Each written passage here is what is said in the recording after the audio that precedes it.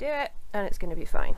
So, right, I am going to be doing my panel on what cartoons can teach children about healthy development, a look into Miraculous Ladybug.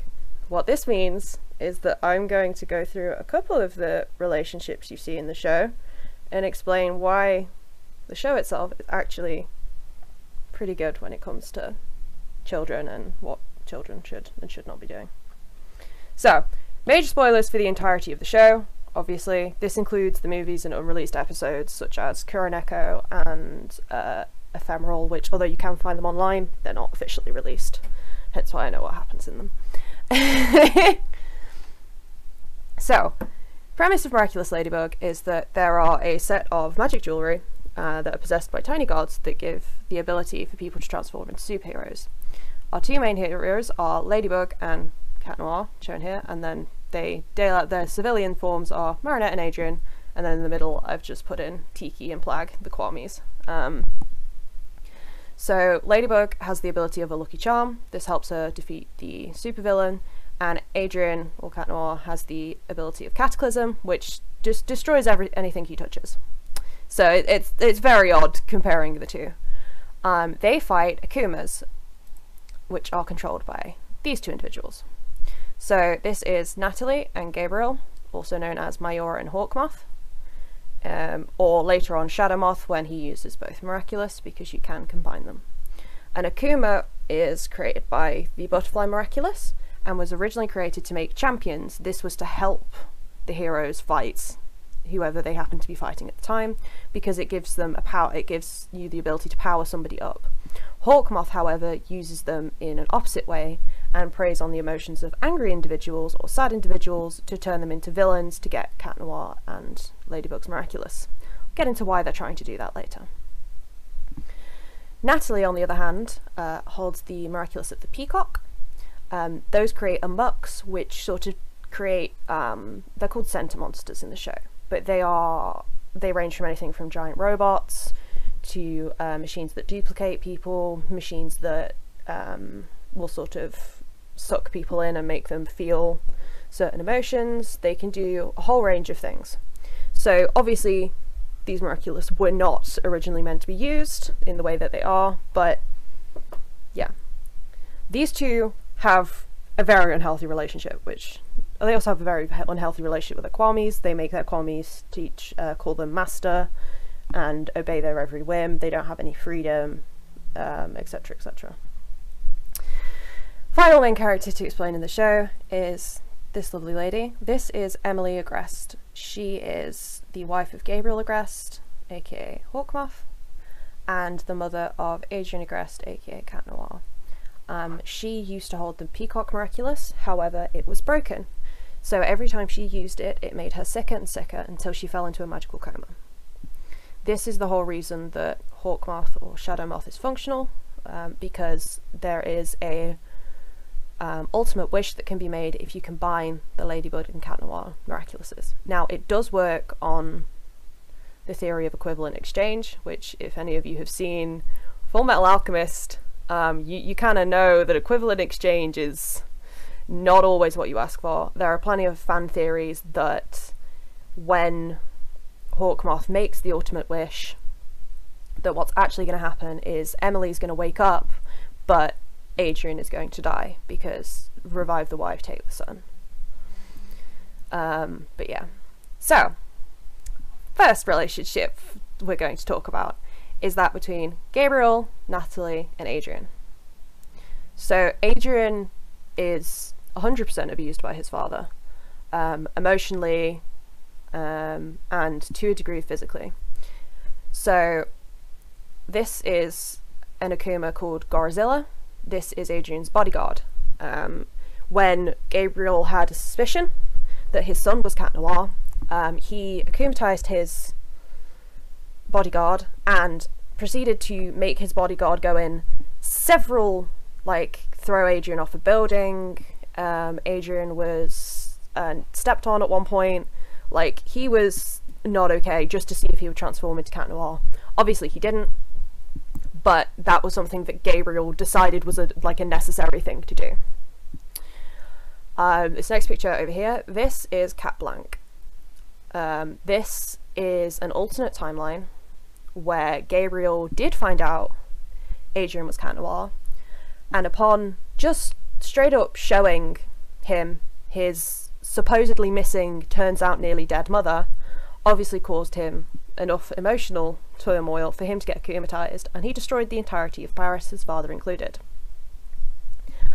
Obviously, that's not how you treat your kids, you know. You present the information differently. You ask him for help for the ultimate wish. You ask if he even thought that would work or what the consequences were, etc, etc. No, Gabriel just akumatizes him. Natalie is Gabriel's assistant and has sort of stepped up as the parent role in their relationship.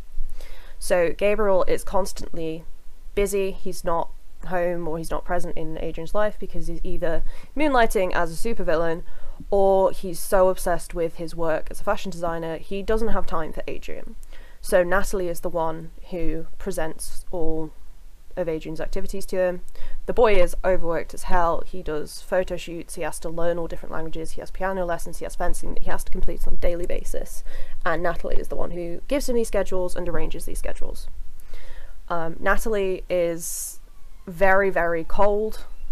She doesn't really smile or show any emotion, and rather than, for example, one example is that she forgot it was Adrian's birthday. Gabriel didn't know it was Adrian's birthday, so when she went to get him a gift, rather than actually going out and buying him something meaningful, she stole a present that Marinette had made him and said, oh, it was made by your father, like this is from your dad, and obviously it wasn't. But yeah, it's Adrian looks up to Natalie a lot because she's one of the only stable figures in his life, especially in the parental sense, because obviously his mother, he believes, has just disappeared, gone missing, and his father is just never present. This is the painting that is displayed in the Agreste manor. Obviously it is, you can see Adrian is not happy, you can see the possessive way in which Gabriel looms over him. It is very much a case of Gabriel views Adrian as his property, not his son. There is a second instance of Adrian getting akumatized by his father, which is in Ephemeral, one of the unreleased episodes, where again he finds out he's Cat Noir and just straight up exposes him to the coffin in which his mother is stuck asleep in. And again, obviously is overcome with emotion and is akumatized, and basically just used as a puppet by his dad. I'm really not sure that Gabriel cares for Adrian at all. I'm really not sure that if he actually made the ultimate wish and Adrian did get sacrificed for Emily, I really don't think that would be a problem to Gabriel, and I think he would just carry on with his life. Gabriel and Natalie's relationship. So obviously these guys are the two main supervillains in the show. They are the holder of the Butterfly and the Peacock Miraculous, but as you might have caught on earlier, I mentioned that the Peacock Miraculous was damaged and is the reason that Emily is in a coma. Natalie is in love with Gabriel. That has never been explicitly shown in the show, but you wouldn't go to these kind of lengths if you didn't care for who you were doing it for. There are fan theories that she's actually in love with Emily, which is why she wants him back, but it's pretty clear she's in love with Gabriel. After, I want to say, about 4 uses of the Peacock Miraculous on screen, Natalie starts collapsing. She's clearly not very well. However, to please Gabriel, she continually uses the broken Peacock Miraculous, all the way up to the point where in current season 4 she is bedbound and she does not leave her bed ever because she physically can't. She is frequently, you see her hooked up to heart monitors and IVs in the show. She's clearly not very well. The likelihood is, if it wasn't for the fact that they managed to repair the Peacock Miraculous, Natalie would have ended up in the exact same position as Emily. Gabriel, however, doesn't care at all. and you watch this woman still use a Peacock Miraculous. She has created several amucks in the show since being stuck in bed. In Miraculous New York, which is one of the movie specials, you actually see her as Mayura in bed, hooked up to an IV, really sick, but she still does it for Gabriel. Gabriel continues to let her, obviously, because he is now the holder of both Miraculous, so he has to consciously make the decision to give her the Peacock. She wouldn't be able to get it herself, but he's making the conscious decision to let this very, very sick woman keep helping him. Obviously Gabriel is sick himself, but it doesn't excuse the behaviour, and I think that is a really good thing to show to kids, because kids are not happy about how Gabriel treats Natalie. They're also not happy about how Natalie treats Adrian, but it's very much a case of people are concerned about her, people are worried that she's gonna either die like a normal way, or she's gonna slip into a magical coma like Emily. They are very concerned about the health of Natalie. Oh, Chloe Bourjois. I could go on all day about this girl. So, this is Chloe Bourjois. This is her sister Zoe, but I'll get into that later. So, she is the daughter of the mayor and another famous fashion designer who owns a magazine. She essentially owns this show's version of Vogue, and she primarily lives in New York. Chloe, however, is in Paris with her dad. Chloe is shown little to no affection by her family. Her mother doesn't even know her real name and cycles through a bunch of other names beginning with C before Chloe has to remind her that she is Chloe.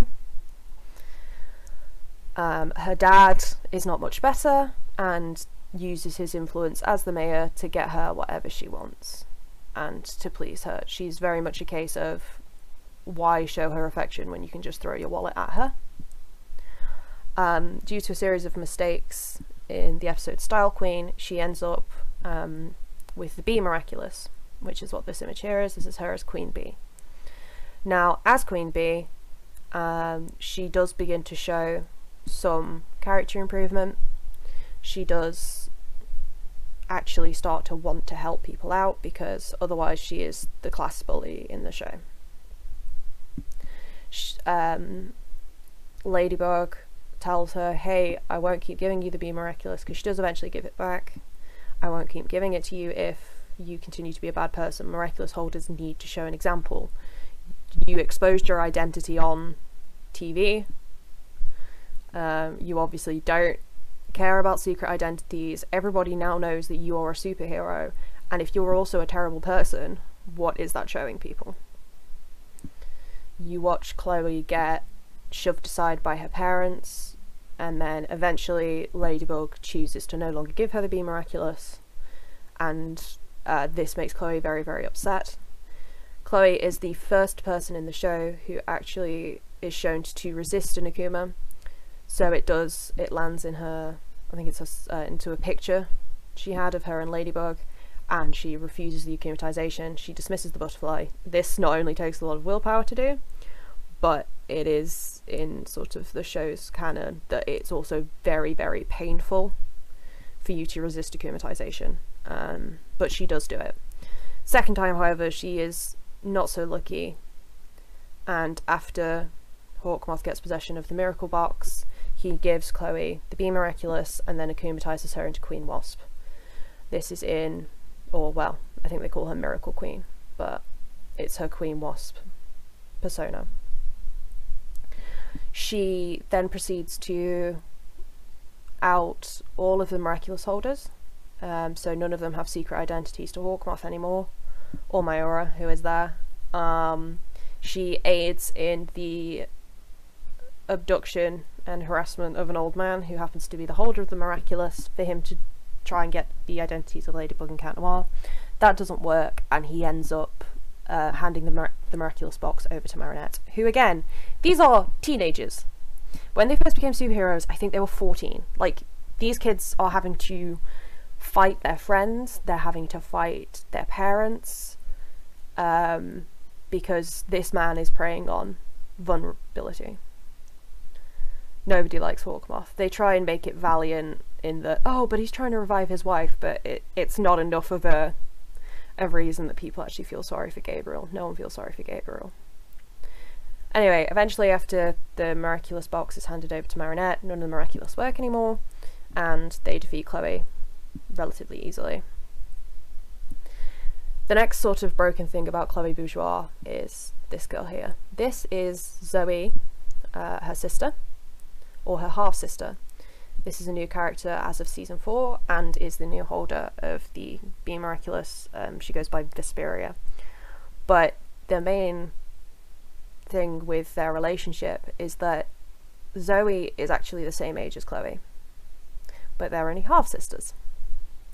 Therefore, not only does Chloe's mom not care about Chloe, doesn't care about learning her name, learning her birthday, she's also obviously cheated on her husband, given birth to Chloe, and then had an affair and given birth to Zoe.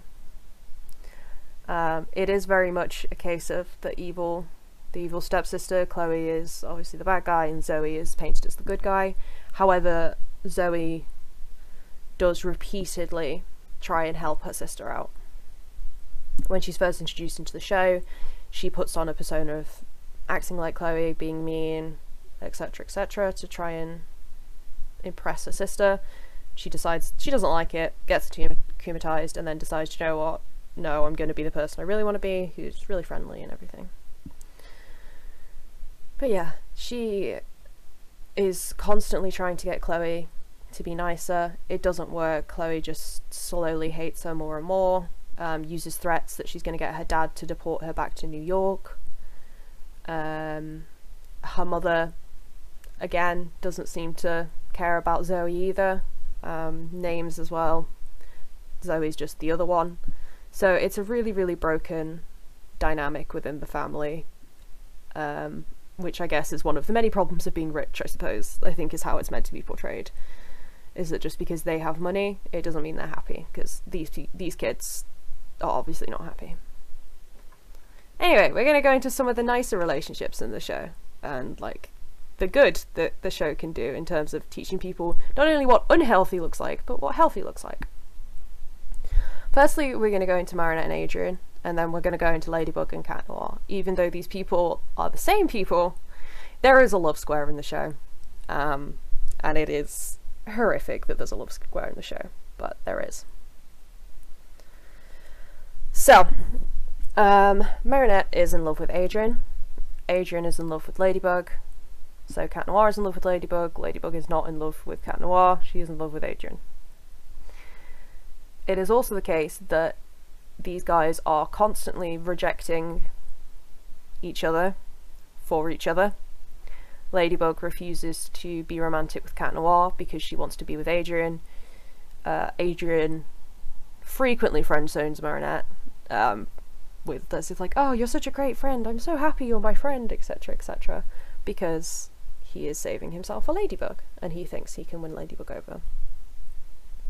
The two instances in the show where there has been a reveal, well, the three, there was one that was in a mind eraser coma, so they forgot, but in both Cat Blanc and Ephemeral, it has obviously ended with Adrian being akumatized.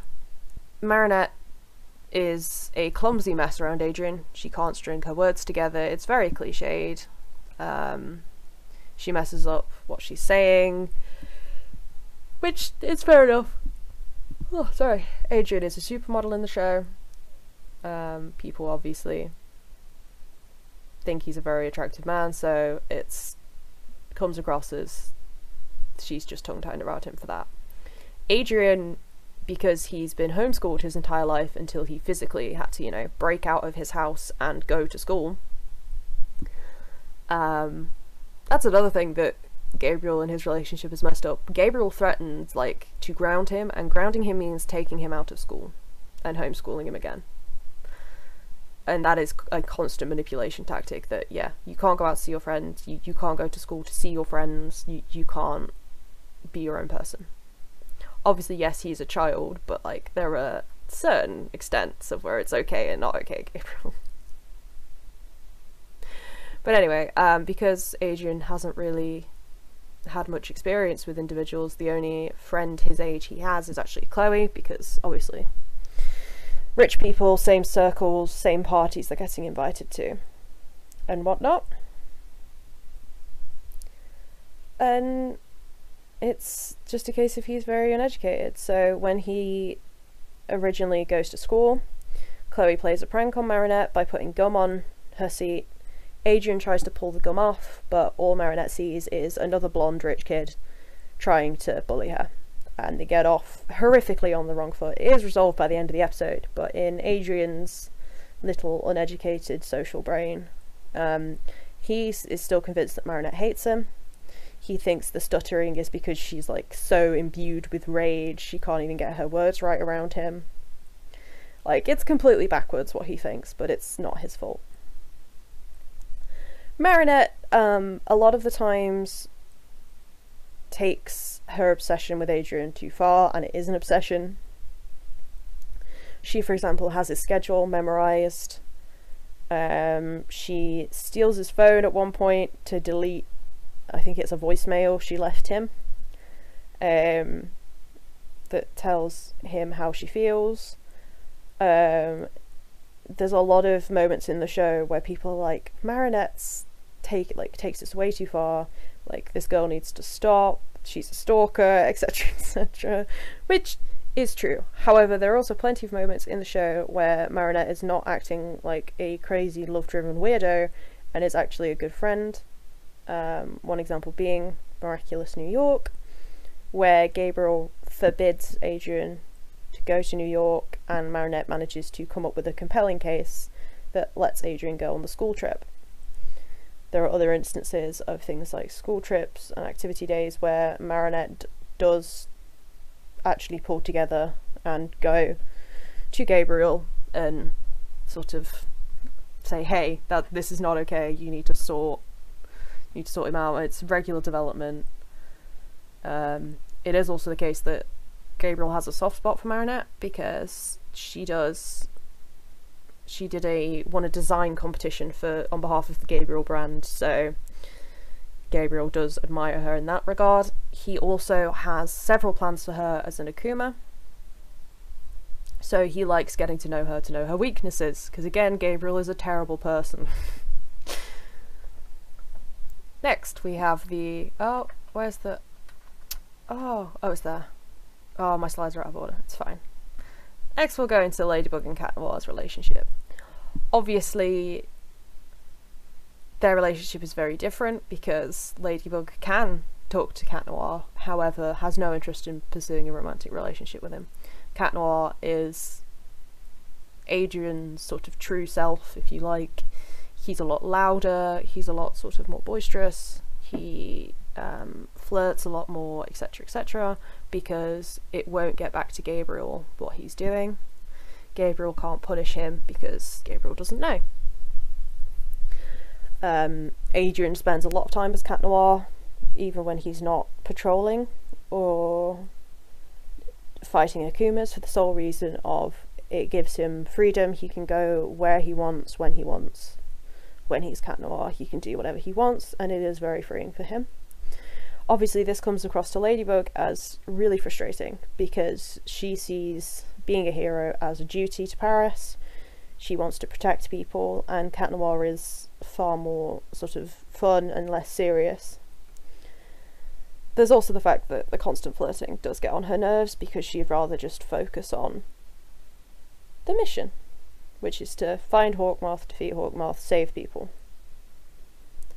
There have been a few instances of Marinette having interactions with Cat Noir because, for example, her father was akumatized. When one of their classmates was akumatized, his whole reason was because Marinette turned him down, so they used Marinette as bait for Cat Noir to defeat the villain. Obviously she is still Ladybug, so she does still know what she's doing in terms of sort of basic self-defense. She's very athletic. so she can dodge and things like that. So she is useful as a civilian, but she is the same level of sassy around Cat Noir as she is as Ladybug.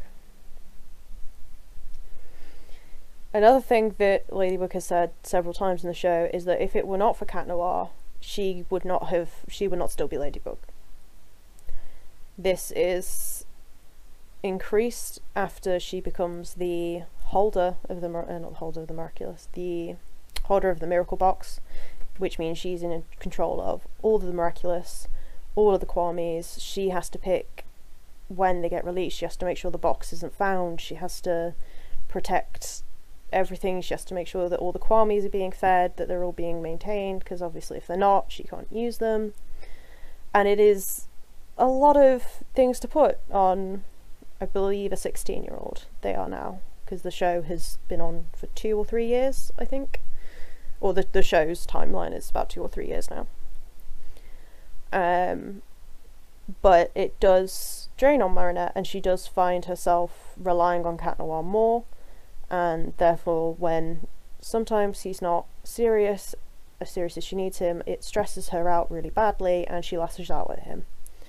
This does lead to him relinquishing his Miraculous once in New York, and the second time will be in Kuroneko, where Ladybug does actually have to find a new Cat Noir. We don't know who that is yet, but Cat Walker is found as a replacement because she genuinely cannot cope.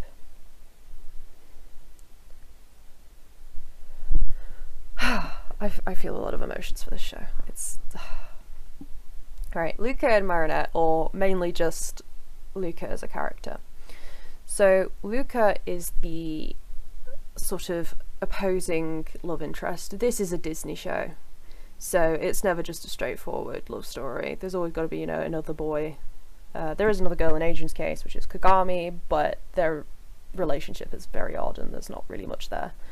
So, but yeah, Luca and Marinette, they get on a lot easier. Marinette is obviously able to talk to Luca without stumbling like she does around Adrian.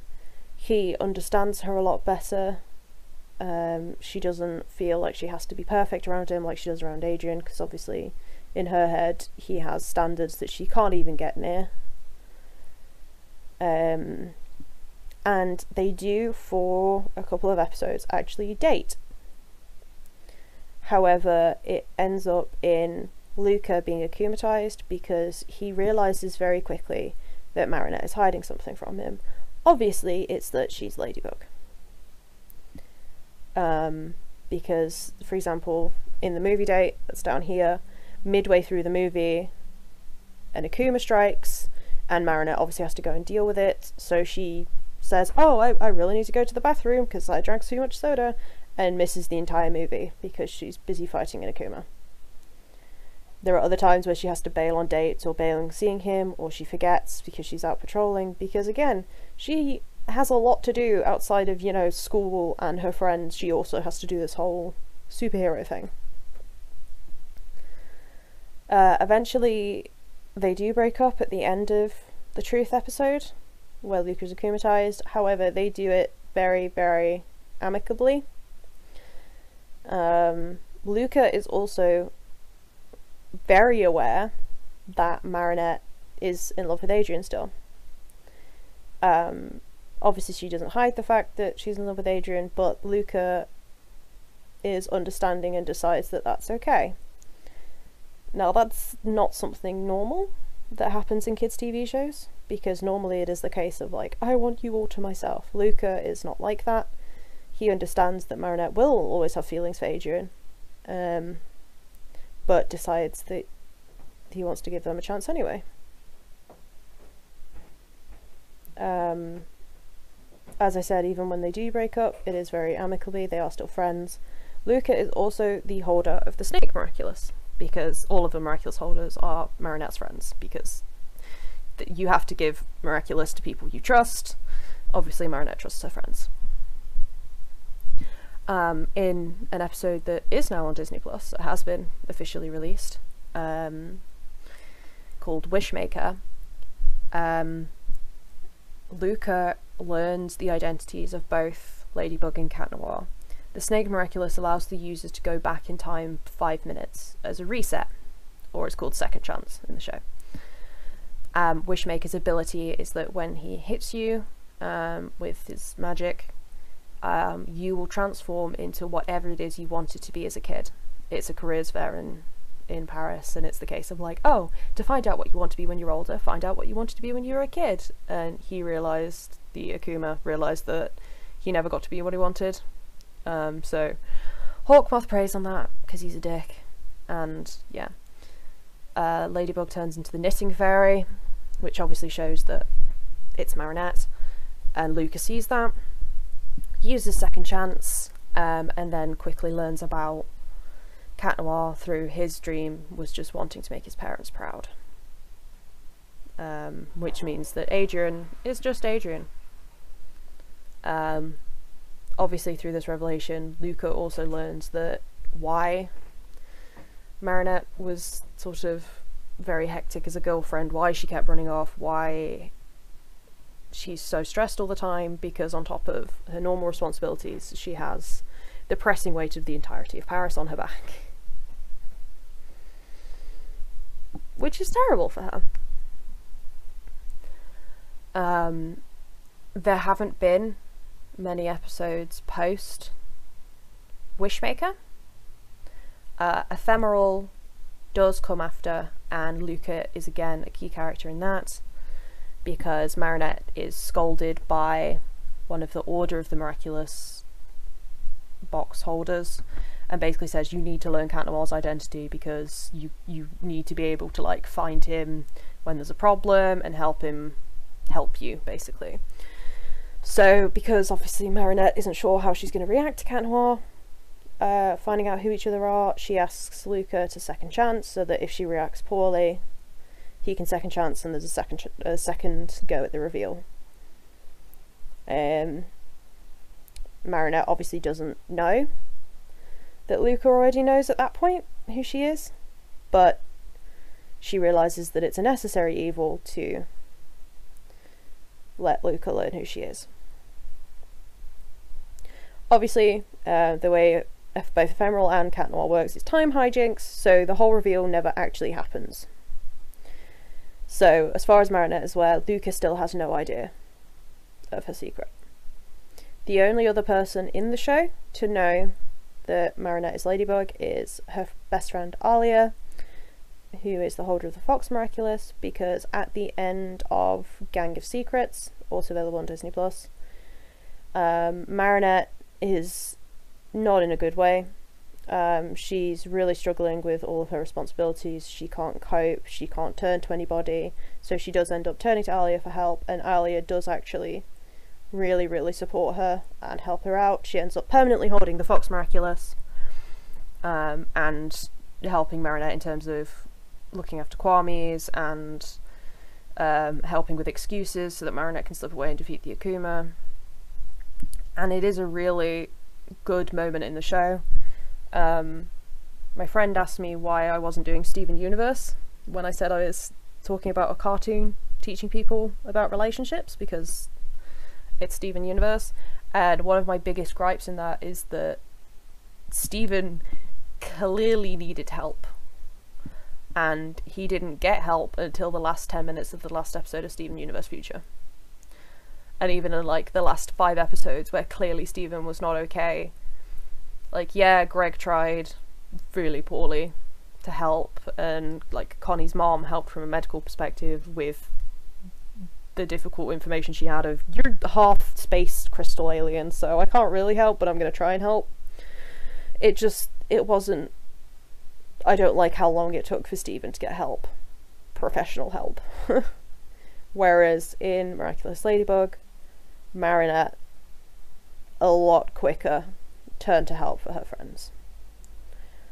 Obviously, bit different in Miraculous because she wouldn't be able to go to therapy without revealing that she was Ladybug, and then there's a lot of issues of what if the therapist decides to turn to Hawkmoth or gets akumatized and it's found out that way, or etc etc. So to her it's a lot less stressful for her to just turn to her friends rather than professional help. But she is not afraid to ask for help. Marinette is also not the perfect heroine. A lot of people have problems with the fact that obviously cute girl doesn't know she's cute, or the boys fall in love with her, etc. But at the same time, she makes mistakes a lot. She is the reason quite a few people get akumatized in the show, because she makes a mistake, someone gets upset, Hawkmoth is a dick and preys off emotions. Like, but she is not perfect. She gets things wrong, but she always fixes it. Or she tries her best to fix it. There is another character in the show who I don't have a slide for. I probably should have a slide for her. I'm actually gonna like find an image of her real quick. Oh, that's not how you spell Google Images, so that's nice. Have a look. Lyla Rossi. That's not how you spell her name, is it? It's that. I think. Yeah. So this is Lyla Rossi. Oh, it's a Miraculous Ladybug wiki. I just want to view image. Open image in new tab. Yeah. So this is Lyla Rossi. She is the other quote-unquote villain of the show, who isn't a supervillain. She's just a bully like Chloe. However, she is the worst character ever, and I just wish they'd kill her off. Like, because obviously supervillains, people get thrown off buildings, and at the end, Ladybug uses her Miraculous Ladybug power, and Paris is returned to normal. However, sometimes you know, you just wish the character would remain dead, because it would solve so many issues. But this is Lyla Rossi. Lyla is a horrible person. She is a compulsive liar. Her opinion is that she's just telling people what they want to hear rather than lying. She thinks that that's not lying. Obviously it is, but she's just a terrible person. There is a lot of conflict surrounding the fact that Marinette is genuinely liked by everybody, whereas Lyla wants to be in that position. She wants to be liked by everybody. She got Sakura forehead. Yeah, she does, Davis. Sorry. Because obviously I can't tab into Discord because it will just come up on my thing, which is not great. But yeah, Lyla is awful. She's a compulsive liar. She actively threatens Marinette. She says, if you don't start playing along with the lies I'm telling you, I will take all of your friends away from you. I will make sure that you're left with nothing. And she does keep a hold of that promise to some regards. She pretends she's best friends with Ladybug, so Alia becomes her friend. She promises that she knows all of these music producers and film producers to befriend Nino, because she is telling these people what they want to hear, which is that these kids have a chance to be in the industries they dream to be in. Obviously, that has less of a hold these days, because now that Alia knows who Ladybug is, obviously Lyla is not best friends with Ladybug. Marinette hates Lyla. Adrian knows that she's a liar, because she pretends to be the descendant of a superhero, and obviously, since he is a superhero, he knows that she's not. I think there was an image of her as, yeah. I can't remember what her, yeah, I don't remember what, Vixen, I think, was her name, or something similar. Volpina, sorry, Volpina. Because she pretended to have the Fox Miraculous, and obviously she's not the holder, Alia is. So it does stop a lot of confusion now, and Alia is on Lyla's side. However, in season 4, we've yet to see Lyla do anything.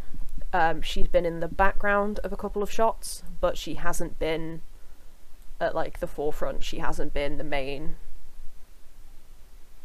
villain of an episode yet, which there are 3 episodes I think left to release for this season, and apparently she's supposed to come back in a big way and like really mess up everybody, like really fuck up everyone's days. I hate her so much. Oh my god. Most people hate Chloe the most. Nah, I hate Lyla the most. She can die in a ditch. But yeah, that is my first first rant about Miraculous Ladybug. I say my first because I'm doing a panel in a couple of hours about fanfiction on AO3, and my main like interaction with AO3 and fanfiction is Miraculous Ladybug, so it's bound to get mentioned again, because again, this show just I get really invested in shows. I did the same with Star vs. the Forces of Evil, but that show had a nice ending, in my opinion. Everybody got a happy ending, everything was wrapped up. Miraculous obviously isn't yet. Every time there seems to be a happy ending in view of, you know, Marinette and Adrian getting together, or Noir and Ladybug doing an identity reveal, something always goes wrong, and everything's always so much worse. I had hopes that Chloe might get a redemption arc even after Miracle Queen, but it is really looking like the writers are keeping her as the main villain of the non-superhero variety, and I really don't like that, because there are so many opportunities for them to write her as a better character. Not only like give her more depth, but also just a nicer and better character. Especially with the whole Zoe thing, there could have been there could have been a lot of opportunities for them to have, you know, done something, and instead they just keep her being horrible. There are instances where you see Chloe having a breakdown because of something that's happened, where in front of other people she's been like, I don't care because I'm Chloe, and like it doesn't bother me because nothing ever bothers me. And obviously then she then goes away and she's clearly very, very upset. I think Zoe knows this, which is why she tries so hard to have a relationship with Chloe.